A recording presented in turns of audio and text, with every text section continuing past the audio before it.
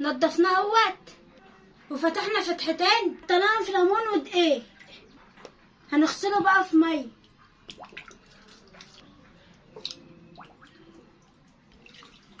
نضف السمك ونحط.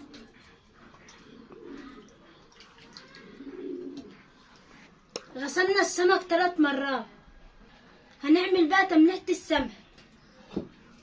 هنزل بقى بالثوم، هنزل بقى بفلفل الوان، هحط بقى معلقة ملح ابيض، هحط بقى شوية كزبرة. هندق بقى المكونات دي مع بعضها. شايفين الجمال؟ شوية فلفل اسمر، شوية من بهارات السمك، شوية من البابريكا، شوية كزبرة ناشفة بقى. هنزل بقى بطماطمية. هقلب بقى المكونات دي مع بعضها. شايفين الجمال ده؟ هنحشي بقى السمك. هنحشي بقى دهمت. شايفين الجمال؟ هعمل الكمية وارجع لكم تاني.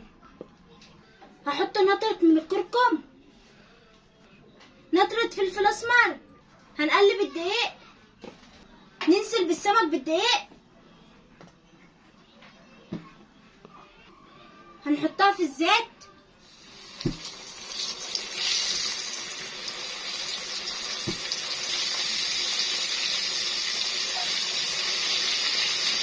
قلب بقى السمك.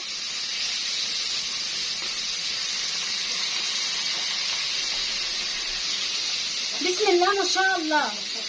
شايفة نفسها وجميلة ازاي؟ اعملي لي متابعة.